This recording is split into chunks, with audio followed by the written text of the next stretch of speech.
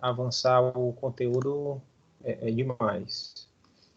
Então, vamos lá. Eu creio que todo mundo está enxergando aí, né, a mesma imagem que eu estou vendo agora. Vou só conferir aqui para mim também, para ver se a imagem está funcionando.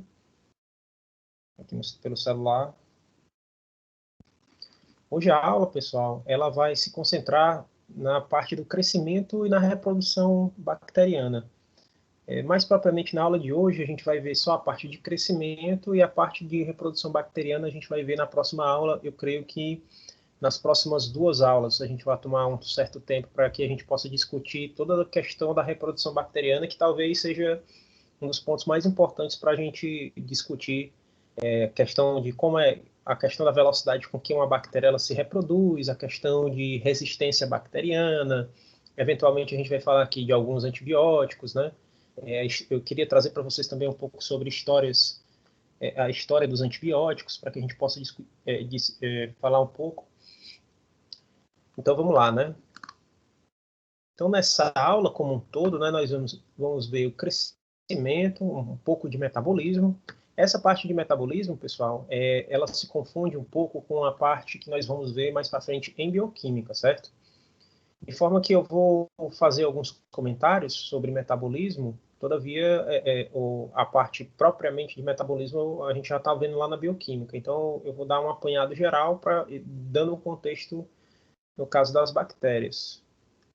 E nas outras aulas a gente vai ver genética e reprodução, aquisição de variabilidade, né? Como é que as bactérias elas podem adquirir alguns componentes genéticos que pode causar eventualmente a resistência. Então, quando a gente fala de crescimento bacteriano, a gente não está falando de crescimento em tamanho. Crescimento para as bactérias, ele é relativo ao número de células e também à área superficial, né? Não corresponde necessariamente ao tamanho. Na verdade, a forma de vida das bactérias elas podem ser de vida livre, mas também elas podem formar aglomerados, que nós conhecemos como colônias, né? Então a gente tem aqui, pessoal, algumas figuras, né? Aqui uma imagem de microscópio, onde a gente pode ver aqui um conjunto de bactérias, né? Se você prestar atenção aqui na figura, você vai perceber que são diplococos, aliás, diplobacilos, perdão. Então você pode ver que aqui é uma estrutura de um bacilo curto, né? De um bacilo curto, e aqui você pode perceber que tem uma pequena constrição aqui no ponto mediano, de forma que aqui é uma colônia de diplobacilos. Aqui também a gente tem aqui uma placa de Petri com um meio de cultura, né? E eu achei interessante essa figura, que essa figura aqui, inclusive a gente reproduziu na minha época de faculdade. Aqui eu tenho um meio de cultura comum, né, onde eu tenho os requisitos nutricionais mínimos para as bactérias. E aqui, pessoal, simplesmente tem o formato de uma mão que não é à toa, né? Aqui foi colocado a mão de uma pessoa, né, sem asepsia adequada e foi colocada nessa superfície aí para ver quais eram as colônias que poderiam se desenvolver. E você percebe aí que as bactérias elas crescem de maneiras variadas, né? Aqui não temos apenas bactérias, temos também alguns fungos, né? Principalmente essas aqui com aspecto mais de algodão, né? As colônias bacterianas, elas geralmente formam aglomerados de tamanho redondo, né? Amarelado, com cores diferentes, esbranquiçados, amarelados, cor de laranja. De maneira que aqui nós temos várias colônias aqui que se desenvolveram, né, que existem naturalmente nas nossas superfícies. Também internamente nós temos algumas bactérias. E como eu venho comentando com vocês em algumas aulas, a questão do crescimento bacteriano, das bactérias comuns que vivem na nossa superfície, em todas as superfícies, elas demandam algum controle. Claro, as bactérias que estão na minha superfície, elas estão a todo momento se reproduzindo, ao passo que também elas estão morrendo, né? Então, o que é que nós vamos ver hoje? Nós vamos ver a questão do crescimento, que é, como eu falei, né, relativo ao crescimento do número de células, né? E quais são os fatores que fazem com que um grupo de bactérias ela aumente? ou qual os fatores que fazem com que esses grupos de bactérias eles diminuam. Geralmente, a diminuição bacteriana está associado à utilização de algum antibiótico, ou da asepsia, ou também do efeito do seu sistema imunológico. Bom, para a questão de crescimento bacteriano, para que as bactérias possam crescer em quantidade, as bactérias elas possuem o que nós chamamos de exigência metabólica, né? Que significa que a bactéria ela precisa de certos requisitos mínimos para que ela possa se desenvolver. Então, o que seria essa exigência metabólica? Seriam as fontes de energia e as matérias-primas para a produção de proteínas, estruturas e membranas que compõem as células. Então, todas aquelas estruturas que nós vimos na aula passada, né, as estruturas das fibras, da cápsula, da camada aqui de peptídeo glicano, formando a parede celular, né, membrana plasmática, o DNA no nucleóide, o flagelo, tudo isso aqui, pessoal, é formado por moléculas e a bactéria precisa internalizar essas moléculas de maneira que ela possa construir constantemente, né, ela possa manter tanto o seu metabolismo, tanto a sua atividade, quanto eventualmente se reproduzir. Então, as bactérias, elas possuem as exigências dentro do que nós conhecemos como requisitos mínimos. Os requisitos mínimos são os elementos principais para o desenvolvimento da bactéria numa condição ótima. Quais são esses requisitos mínimos? Principalmente fontes de carbono e nitrogênio, né? Aqui a gente chama coletivamente fonte de carbono e nitrogênio carboidratos, lipídios, proteínas, né? Que como a gente está vendo lá em bioquímica, né? A gente começou a ver carboidratos são formados de carbono, oxigênio, hidrogênio, e essas fontes, né, de carboidratos, dessas biomoléculas, precisam ser adicionados no meio de cultura, no caso não cultivo de bactérias, para que elas possam crescer e se desenvolver. Também precisam de fontes de energia, né, e água e sais minerais. Então, as fontes, como eu falei, né, de carbono e nitrogênio são as biomoléculas. As fontes de energia que são necessárias vêm do metabolismo da própria bactéria, na forma de cofatores energéticos, principalmente a molécula de ATP e uma outra molécula também chamada de NADPH ou NADH. E a água, né, pessoal, é o componente principal, é um componente extremamente importante para todos os seres vivos. E os sais minerais, eles atuam principalmente no controle das enzimas. As enzimas, nós vamos ver lá na bioquímica, são moléculas de proteína que aceleram o processo das vias metabólicas. E também, pessoal, alguns sais minerais, ele tem o controle da osmolaridade, né? Da pressão osmótica. Pressão osmótica a gente vai definir um pouco mais à frente, qual a importância dessa questão.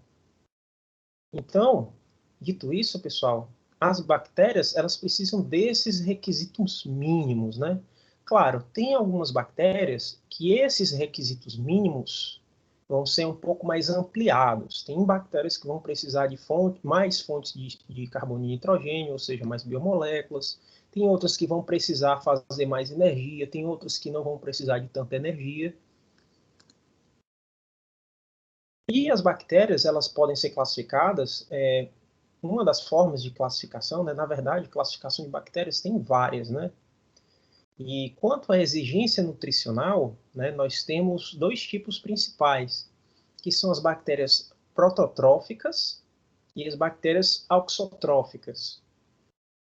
No caso das bactérias prototróficas, são aquelas que precisam de sais minerais e uma fonte de carbono e de energia para crescimento, ou seja, elas precisam daqueles requisitos mínimos que a gente viu no slide anterior. Então, são bactérias que elas não precisam de muita questão nutricional para poder se desenvolver, diferentemente das bactérias auxotróficas, que elas necessitam de fatores de crescimento específicos. E esses fatores de crescimento, eles podem ser conhecidos ou não para se multiplicar. Ou seja, às vezes, para o desenvolvimento de uma bactéria, ela vai precisar de vitaminas, de aminoácidos específicos, de algumas substâncias como purinas e pirimidinas. E para a gente poder enxergar isso, é que a gente enxerga isso em relação ao meio de cultivo. Então, para a gente poder entender isso em relação ao meio de cultivo, eu trouxe essa figura aqui mostrando um meio mínimo, que seria um meio de cultura que teria a quantidade mínima suficiente para o crescimento das bactérias comuns, e as bactérias prototróficas, elas crescem nesse meio mínimo. Já as bactérias auxotróficas, como eu falei para vocês, elas precisam de alguma coisa extra. Geralmente, na rotina do laboratório, você vai botando alguma substância. Geralmente, essas bactérias auxotróficas, elas precisam de um ou outro componente para que você possa ver qual é o requerimento extra nutricional que ele precisa.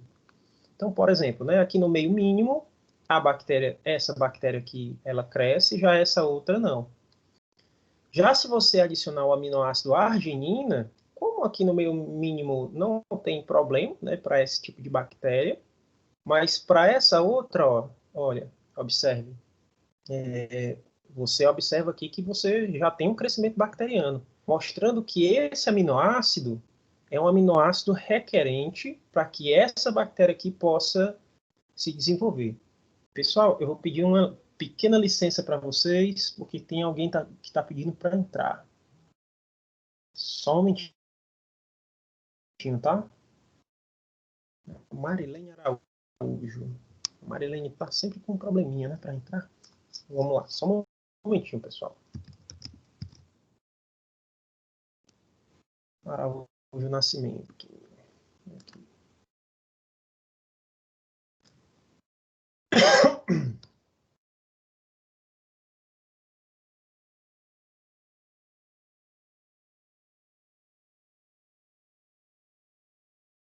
Só um momentinho, pessoal. Ela conseguiu entrar?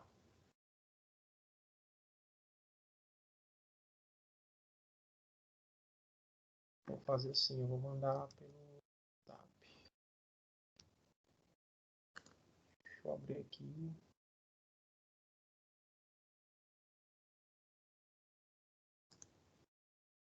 Não sei se ela conseguiu.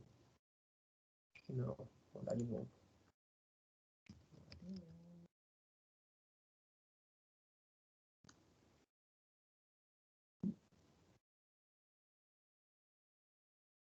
O aplicativo.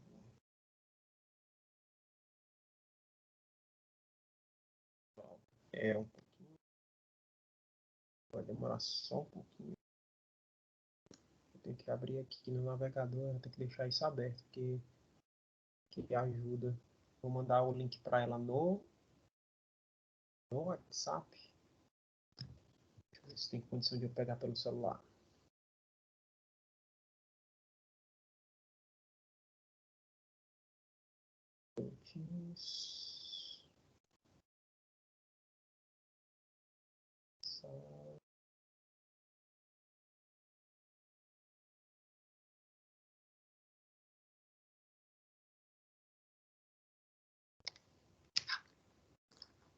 Se meu celular fosse um pouquinho mais rápido, ajudaria bastante.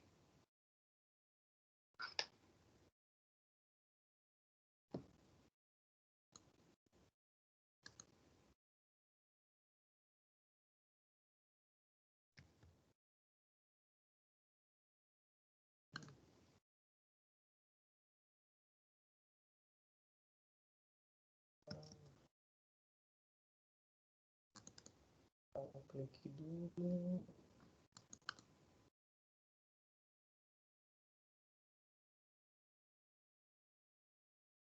Você vem aqui.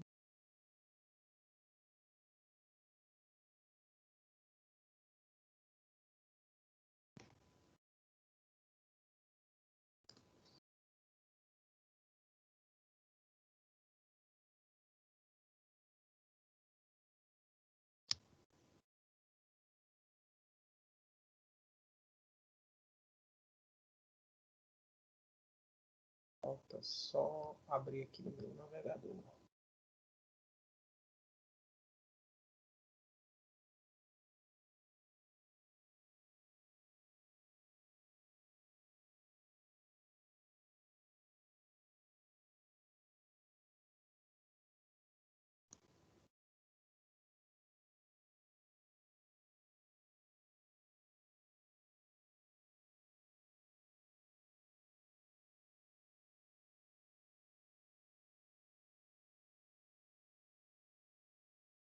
que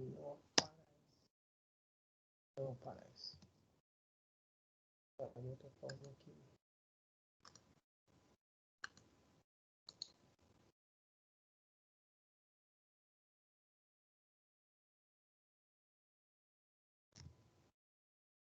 Cara, porque não tá dando certo.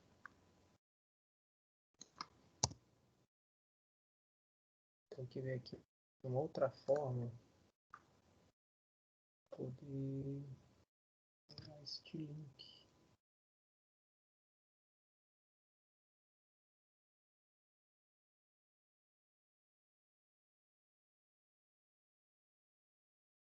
Uma coisa inteira.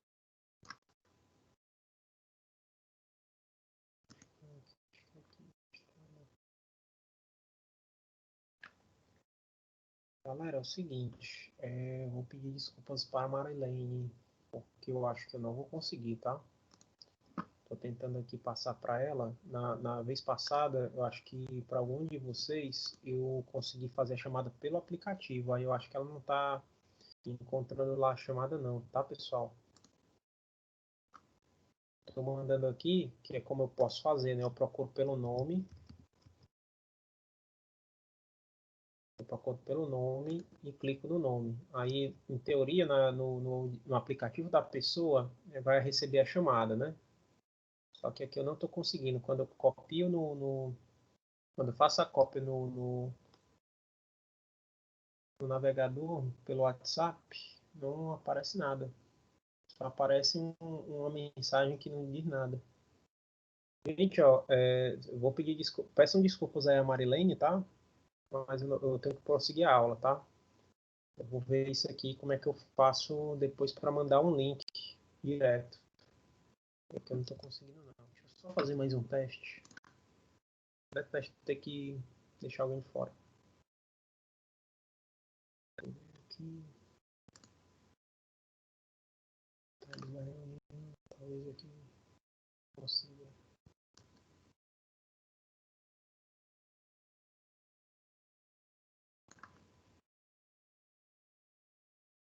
Aqui nada.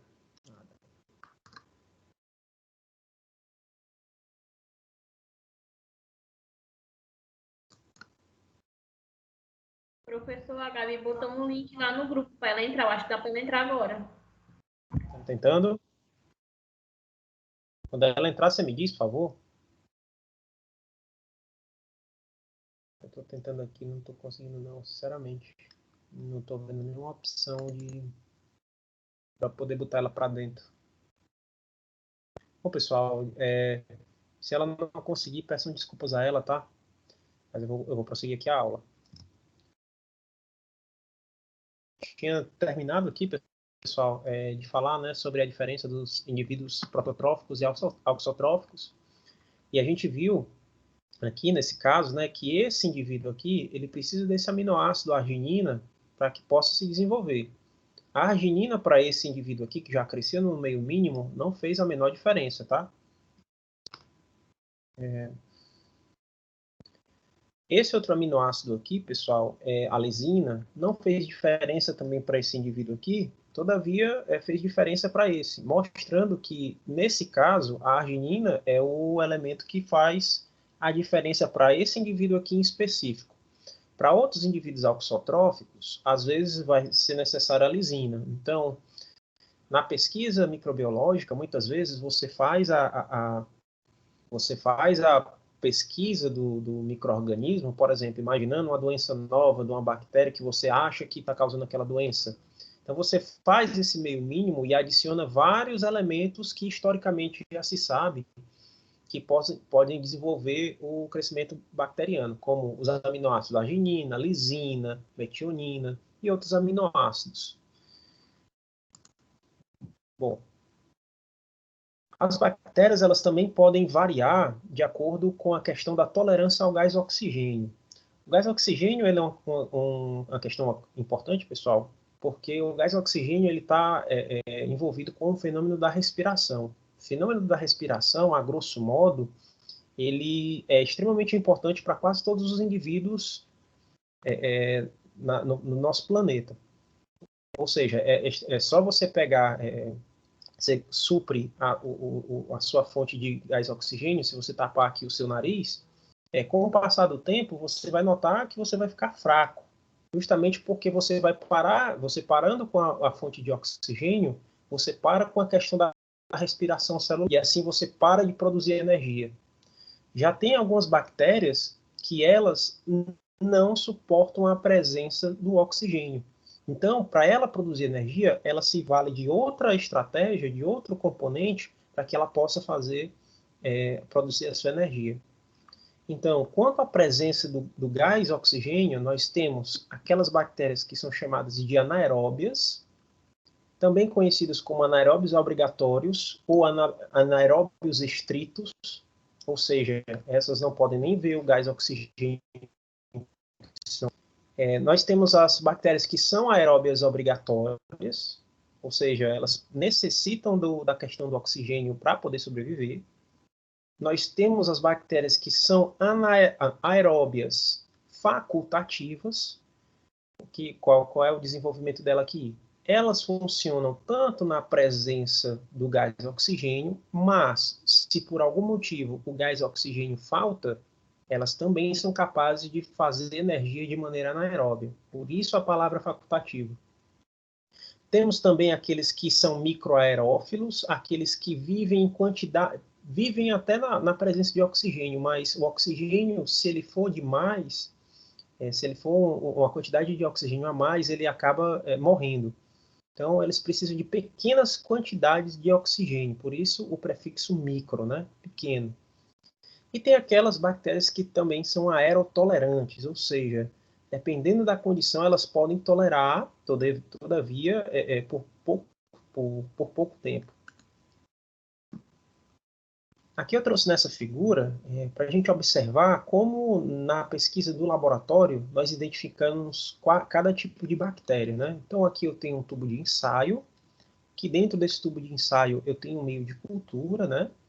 E nesse meio de cultura, os indivíduos que são aeróbios obrigatórios, eles geralmente vão se concentrar aqui próximo à superfície, justamente para que eles possam pegar o oxigênio da atmosfera.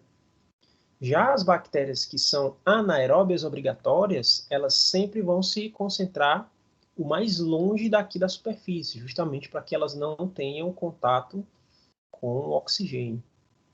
Já os anaeróbios facultativos, você vai encontrar mais distribuídos.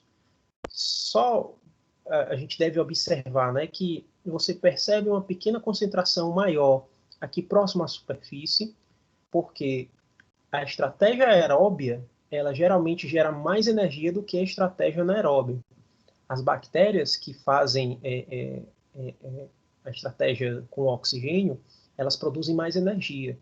Já as bactérias que elas não podem ficar próximo ao oxigênio, elas produzem menos energia.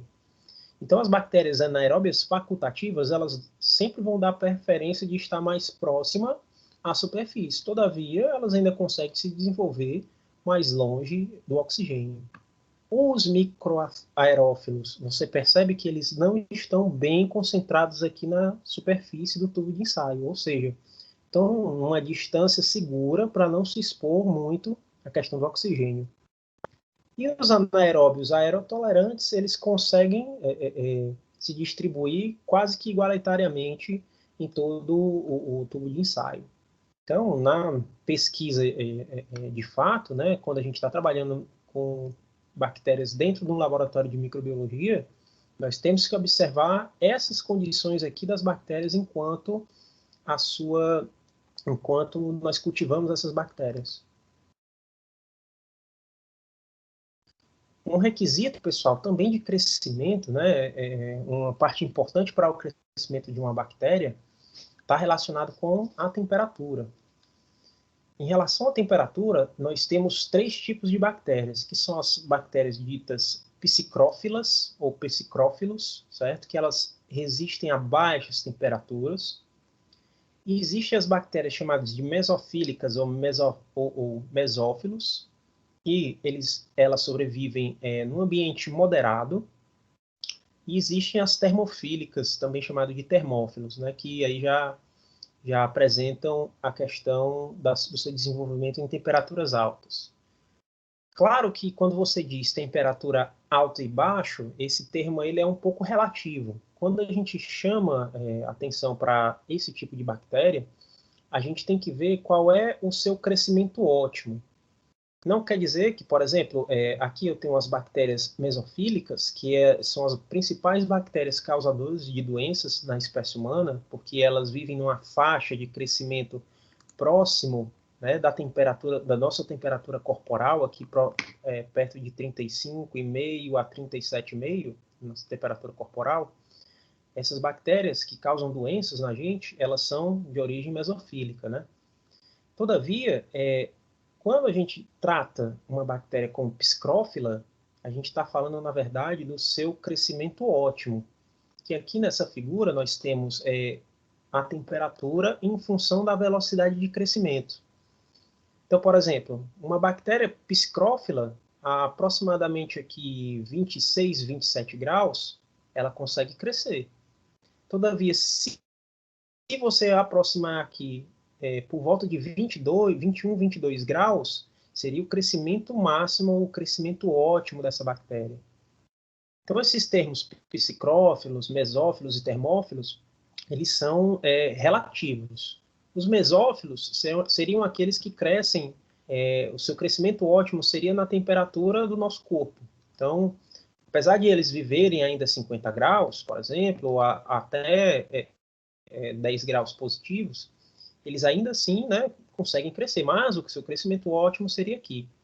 Isso aqui, pessoal, traz uma reflexão bastante interessante, que é a seguinte: já que o crescimento ótimo dessas bactérias que causam doenças são aproximadamente nessa faixa, na nossa faixa de temperatura corporal, se houver uma grande variação para mais ou para menos dessa temperatura, você vai conseguir matar a maioria das bactérias.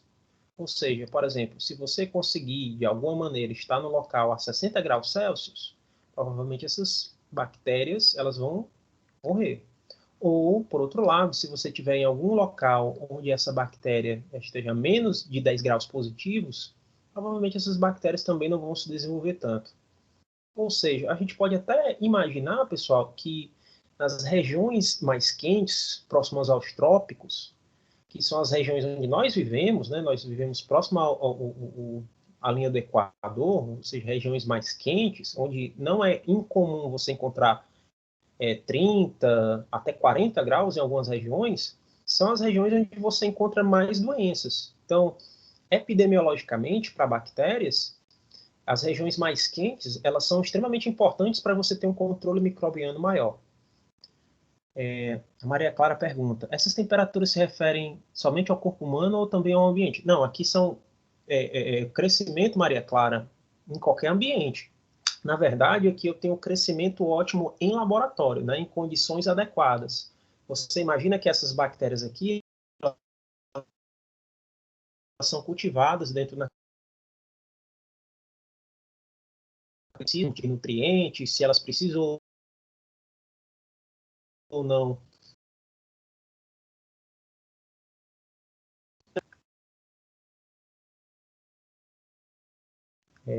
Aliás, eu me adiantei aqui, dá spoiler aqui.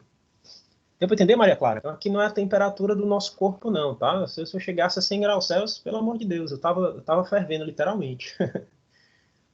Aqui são a temperatura onde você encontra. Por exemplo, aqui, essas hipertermófilas, você encontra em locais próximos a vulcões e tal. Você provavelmente não vai se preocupar com esses tipos de bactérias aqui, né? Até porque, ó, na temperatura corporal ela já está morta. Não tem crescimento bacteriano, basicamente. Então, como eu disse, né, pessoal, por isso que a saúde nos locais mais quentes, ela é extremamente importante. Em locais mais o crescimento bacteriano, não que ele não seja importante, perdão, vou recolocar você tem que ter um cuidado maior ainda em regiões mais quentes, por conta dessa questão do ótimo de crescimento bacteriano. E aqui, pessoal, eu trouxe essa figura que ela mostra a temperatura de preservação de alimentos, né? Se você olhar aqui nessa figura, né, você pode analisar ela aqui com um pouquinho de cuidado. A gente tem aqui temperaturas acima de graus Celsius, acima de 60 graus Celsius, a temperatura nessa faixa destrói a maioria dos micro, e as temperaturas inferiores levariam mais tempo. Acima dessa faixa de 60 graus Celsius, você teria já a morte das bactérias, né? Inclusive, a questão é extremamente importante que, por exemplo,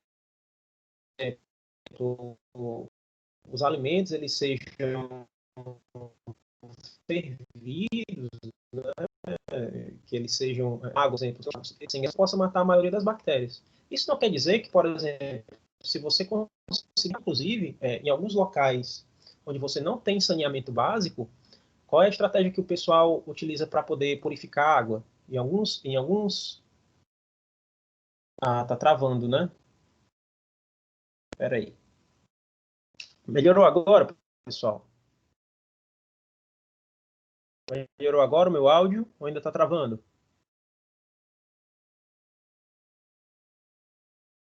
Tá melhor o áudio?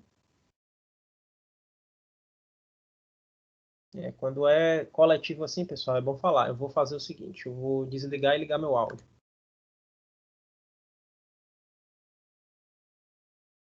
Melhorou agora o áudio? Vocês estão me ouvindo bem? Tá tranquilo? Dá para ouvir? Melhorou a questão do meu áudio? Lá, 1, 2, 3 testando, 1, 2, 3 testando. Tá ok, tá ok, tá ok, tá ok, tá ok. Gente, quando travar de uma forma assim que não dê para você escutar, mostra aí no chat, tá? Que eu posso interromper, tá? Tá ruim ainda, Maria Clara? Tá falhando ainda? Espera aí.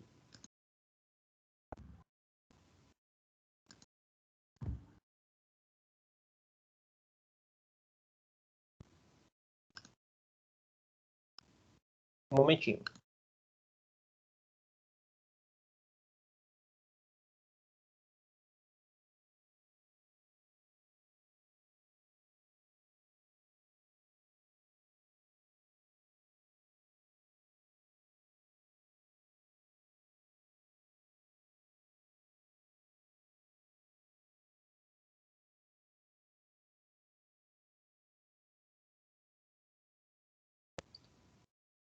Pessoal, e agora? Vocês me ouvem melhor?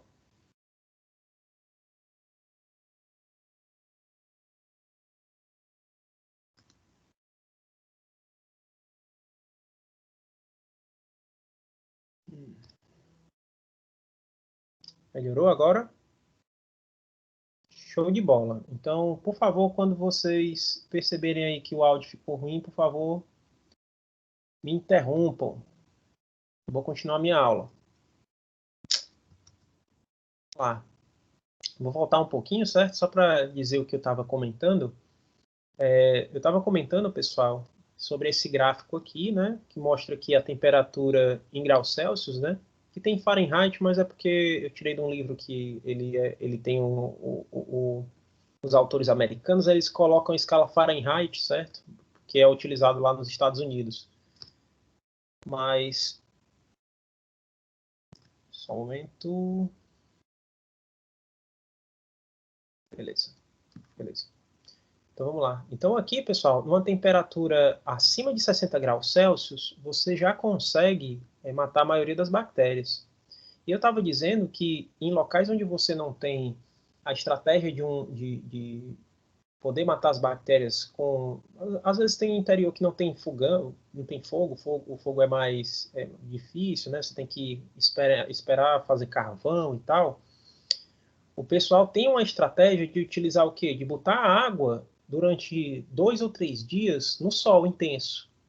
Mesmo que mesmo que a água dentro de uma garrafa, né, a temperatura externa ela não atinge essas temperaturas, quando você coloca dentro de uma garrafa, durante alguns dias, você é capaz de matar a maioria das bactérias. E isso já há algum tempo, pessoal, já desde eu acho que tem uns 20, 30 anos já que essa técnica é utilizada em alguns locais, para que você possa purificar a água.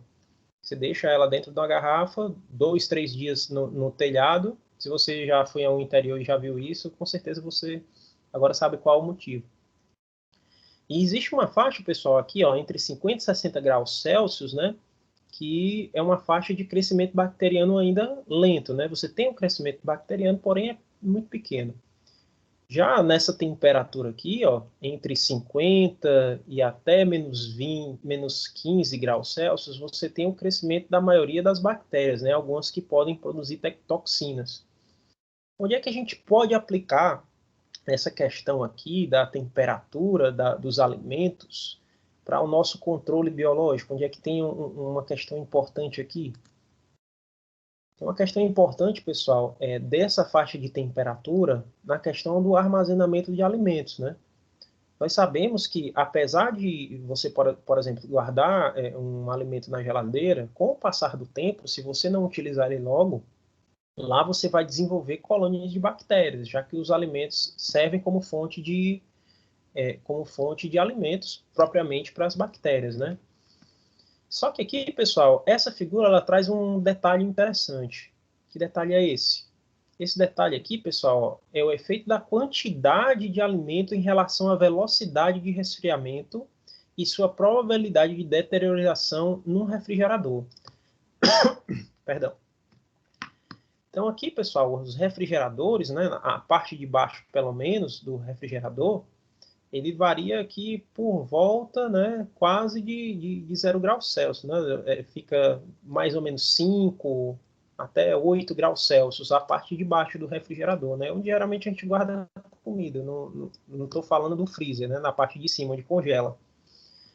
Então, na parte do refrigerador, onde a gente geralmente deixa comida, se a gente observar aqui a quantidade de comida que você vai colocar num determinado recipiente, você pode perceber aqui claramente que quanto menos comida você colocar no recipiente, quanto menos comida, mais lento vai ser o crescimento bacteriano. Se você olhar aqui, ó, essa vasilha aqui, que ela tem arroz, certo? Aqui esse estudo ele foi desenvolvido com o Bacillus cereus, né, que é uma bactéria de cereais, principalmente do arroz. Se você observar aqui, uma menor porção de arroz, né, numa vasilha aqui ele colocou, né, de 5 centímetros de profundidade, quanto menor a vasilha que você bota o seu alimento, mais lento vai ser o crescimento bacteriano, mais lento vai ser o desenvolvimento bacteriano. Ele diz aqui, observe nesse exemplo, que a panela de arroz com profundidade de 5 centímetros, ele resfriou abaixo da faixa de temperatura de incubação dessa bactéria aqui em cerca de 1 hora.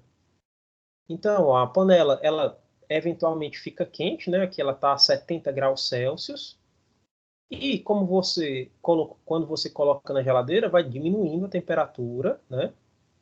E apenas em 1 hora, já a taxa de crescimento já foi diminuindo bastante. Nessa mesma 1 hora, olha aqui onde é que ainda está a taxa de crescimento dessa panela aqui de bactérias, com bactérias, né? Então, esse gráfico aqui mostra para a gente o quê? Que quanto mais você compartimentalizar os alimentos, é melhor. Justamente porque você vai diminuir a questão da quantidade de bactérias, você vai fracionar. E quanto maior o recipiente, geralmente ele guarda mais calor, ou seja, vai demorar muito mais para que ela possa ser resfriada do que uma panela com menor quantidade. Bom, outro fator que é importante para o crescimento bacteriano é o pH. O pH nós vimos lá na aula lá de bioquímica que o pH é o grau de acidez de uma determinada substância. E algumas bactérias, dependendo do valor do pH, onde elas têm o seu crescimento também ótimo, né, nós vamos ter bactérias acidófilas, neutrófilas e alcalinófilas. Só lembrando aqui, né, pessoal, a escala de pH vai de 0 a 14, onde 7 é o pH neutro, exatamente no pH neutro, que é o pH do nosso sangue, que é o pH da nossa saliva, nós encontramos a maioria das bactérias que são neutrófilas.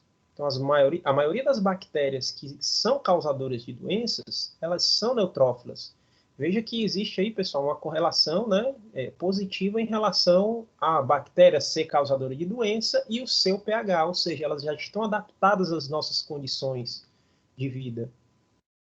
Algumas bactérias são acidófilas e muito poucas são alcalinófilas. Até trouxe aqui, pessoal, para que você possa ver, as bactérias em função do pH, quando elas estão em pH muito ácido, por exemplo, pH 4,5, você já tem o pH, né, abaixo desse pH aqui, as bactérias elas já não se desenvolvem.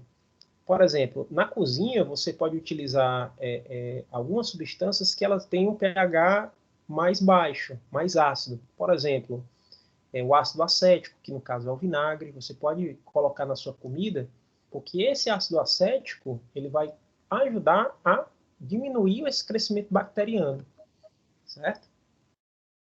Alguém está me fazendo uma ligação aqui para entrar na aula, pessoal. Deixa eu ver se essa pessoa aí essa pessoa é a Marilene, foi? Que entrou agora? Sim, professor, fui eu. Graças a Deus deu certo. Marilene, seja bem-vinda, tá? Ah. Coisa, viu?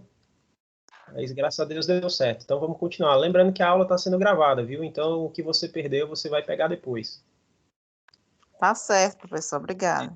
Vamos continuar, então. A Leide falou aqui, é igual medicamento, um tem sua temperatura ambiente adequada.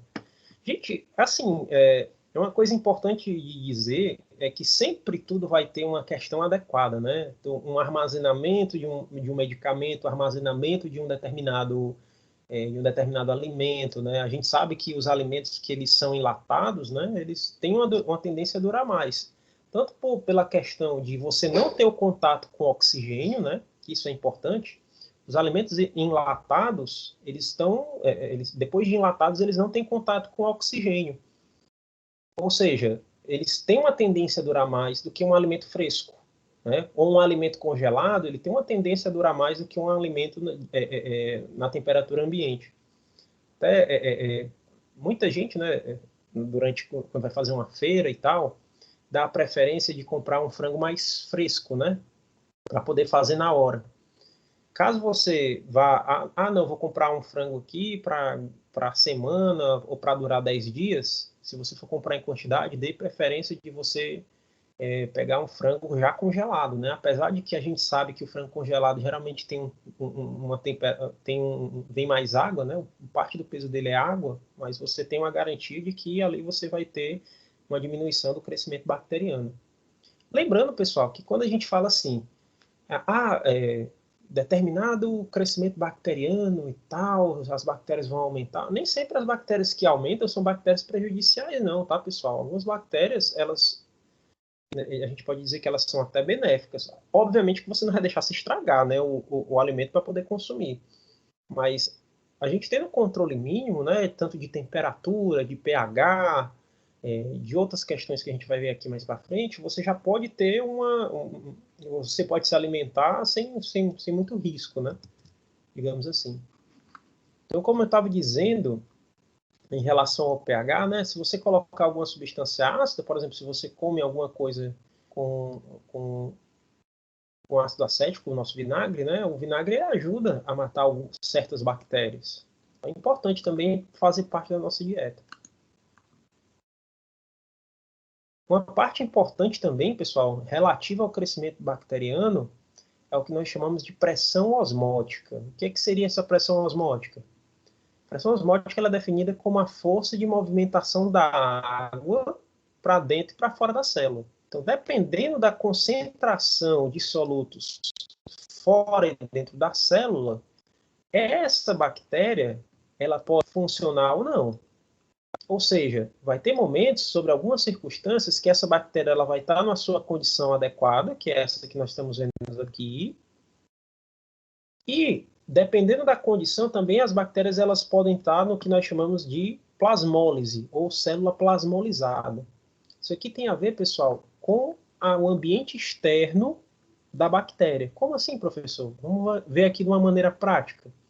Vamos imaginar que você pega uma determinada carne e você pega, corta ela, tempera ela. E geralmente um dos alimentos um dos temperos que você coloca é o sal, obviamente para dar o sabor à carne. Todavia, pessoal, você salgar a carne é uma estratégia muito antiga de preservação dos alimentos. Por quê? Justamente por conta dessa pressão osmótica.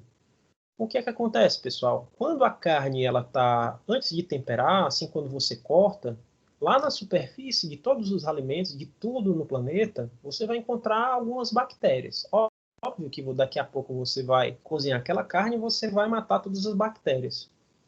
Mas, por exemplo, cortei um tanto de carne e vou guardar o resto aqui já temperado. Será melhor temperar ou eu deixo ela do jeito que está aqui? A resposta para isso, pessoal, é que para questões de preservação é melhor que você tempere, inclusive com um pouco de sal, obviamente, para dar o sabor, mas também por causa disso aqui, pessoal.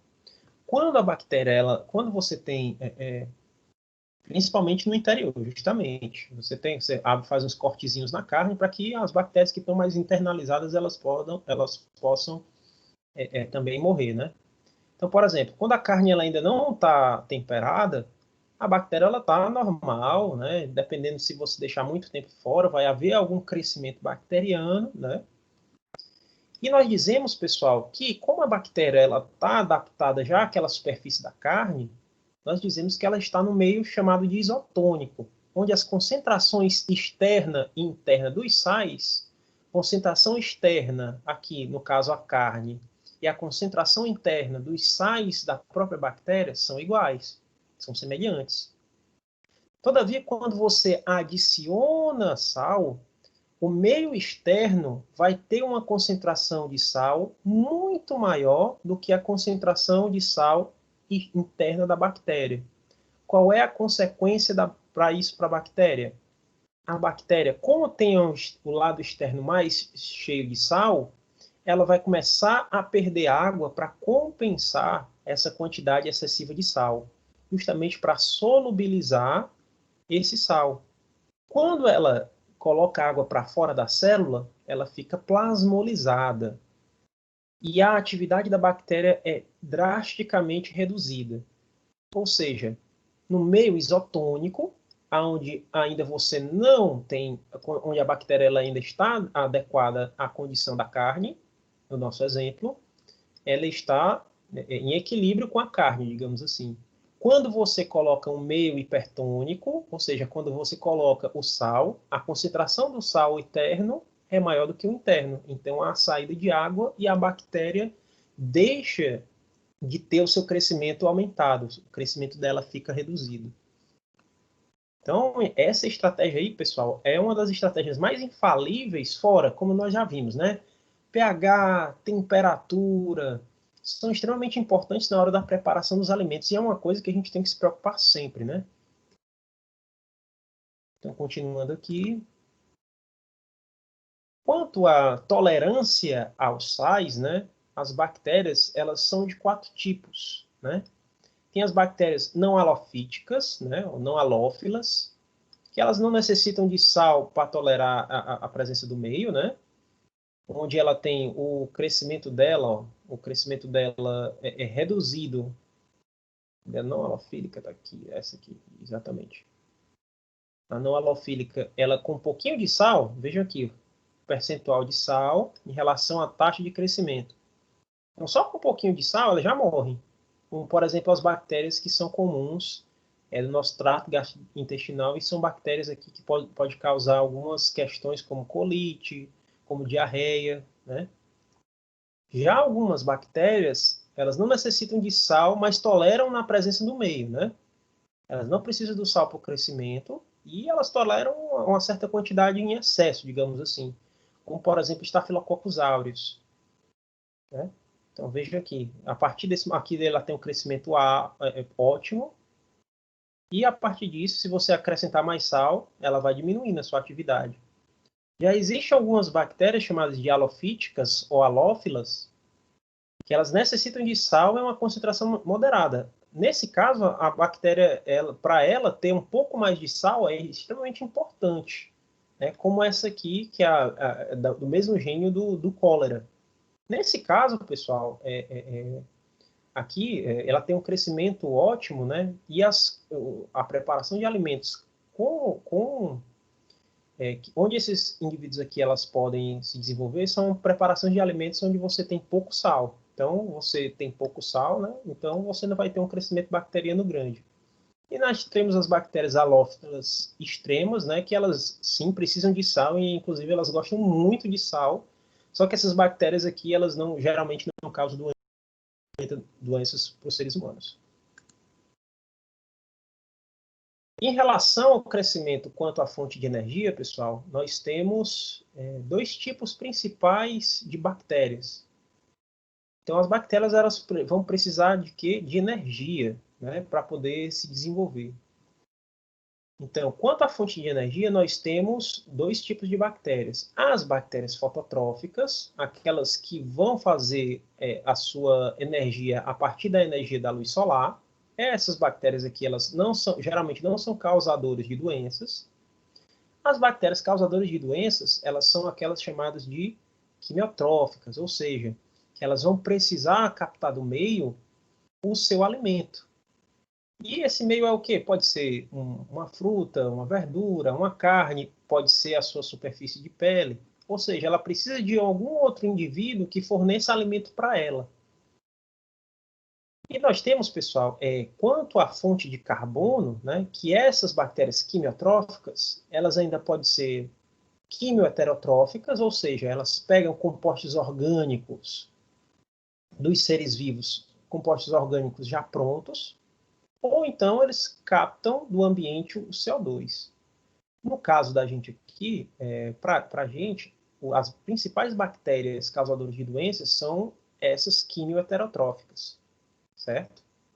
E dependendo da quimioteratrópica que nós temos, aí a gente vai ter uma pequena variação se elas aceitam ou não o gás oxigênio, que aí no caso a gente já discutiu a questão do oxigênio, né? Tem aquelas bactérias que precisam de oxigênio para sobreviver e tem aquelas que não precisam de oxigênio para sobreviver. Bom, nessa primeira parte a gente viu a questão, né, do crescimento bacteriano, quais são os fatores que alteram o crescimento bacteriano.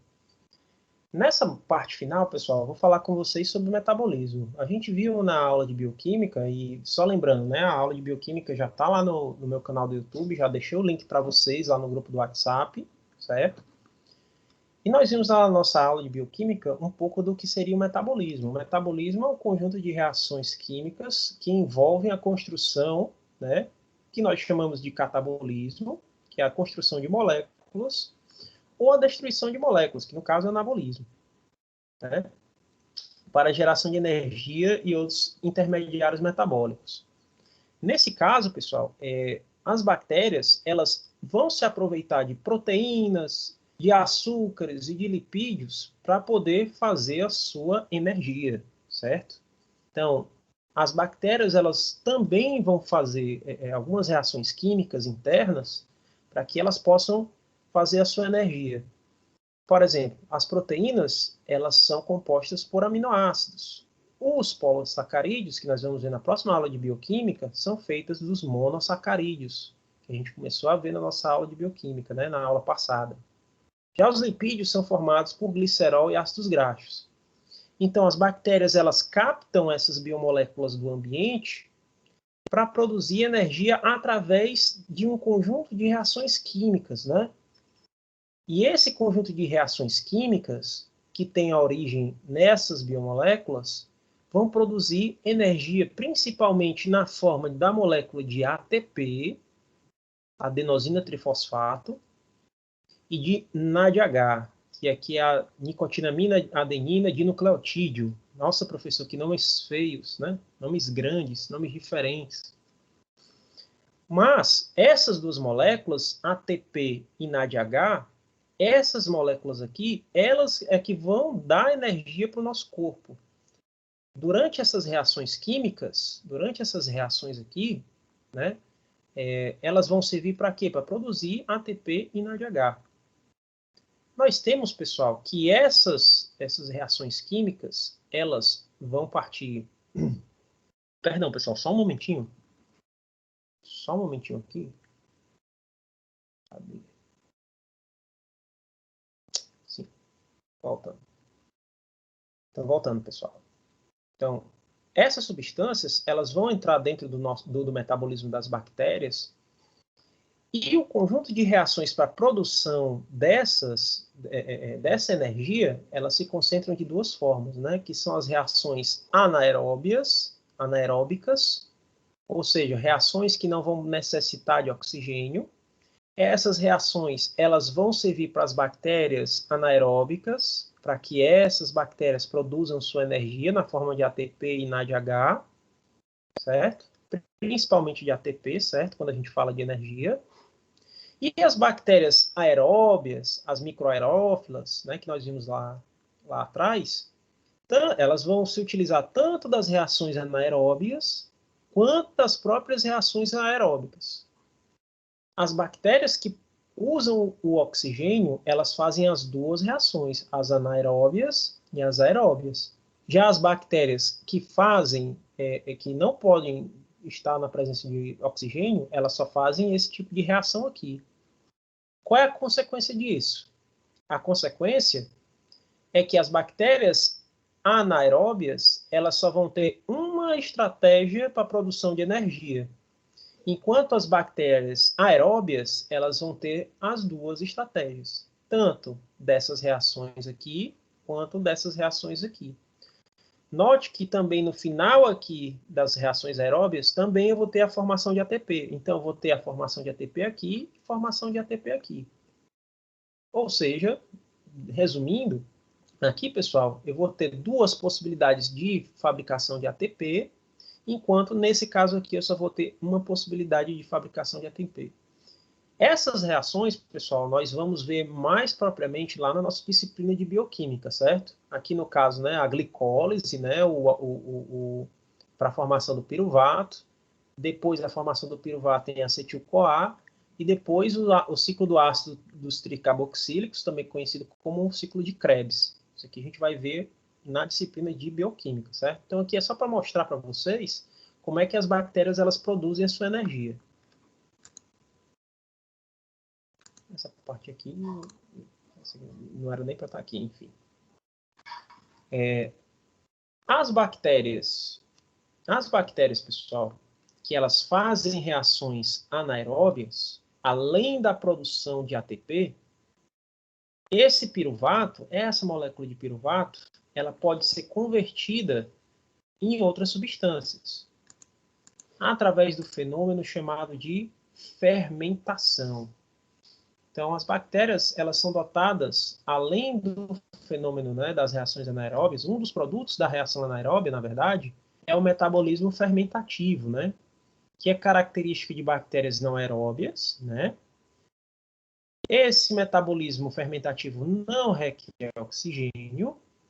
Todavia, o metabolismo fermentativo, como eu mostrei para vocês no slide anterior, ele tem um rendimento energético menor, certo? Ou seja, ele produz menos energia para a bactéria.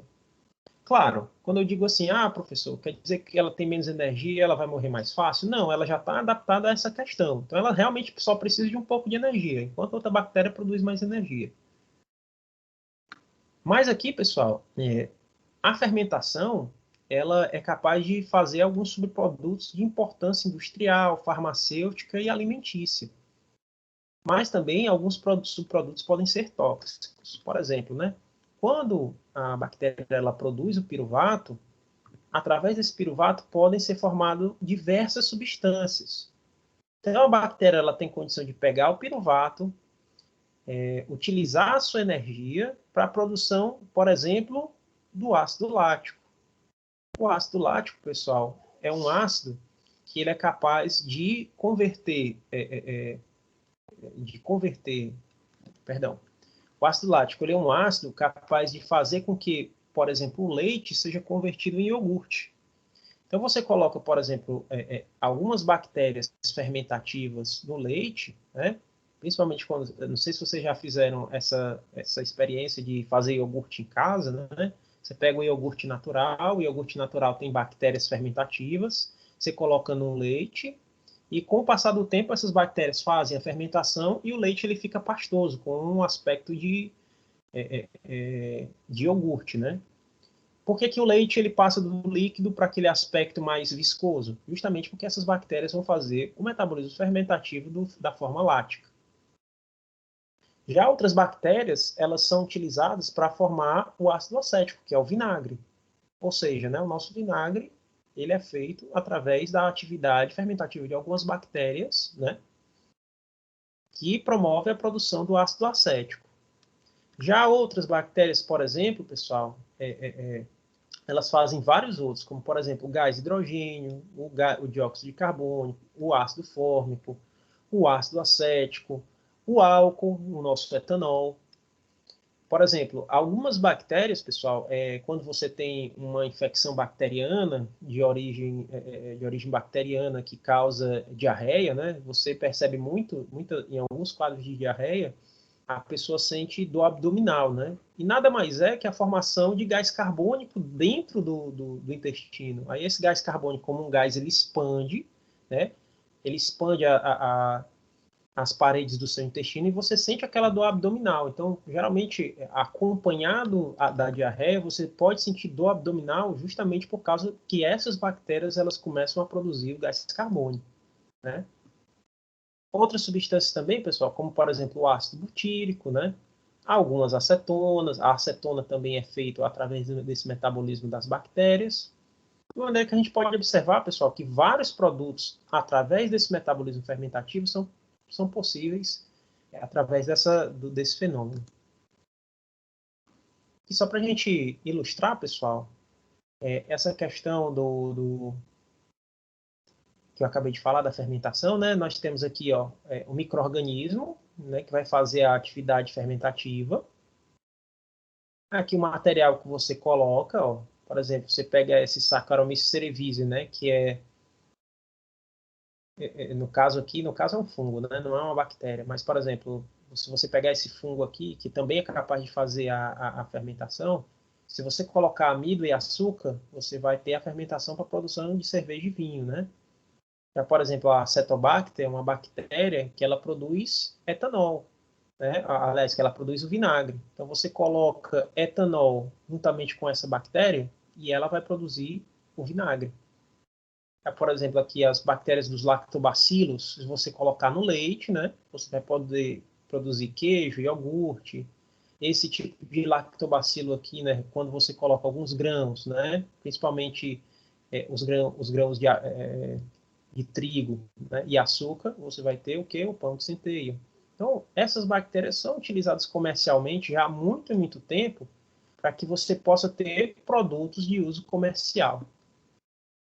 Bom, pessoal, a aula de hoje é só até aqui, certo? Como eu falei para vocês no começo da aula, a aula vai ser um pouquinho mais encurtada, certo? Justamente para que a gente não possa avançar muito no conteúdo, sem que a gente não acabar, né, o conteúdo antes, né? Eu estou fazendo um cronogramazinho de aulas.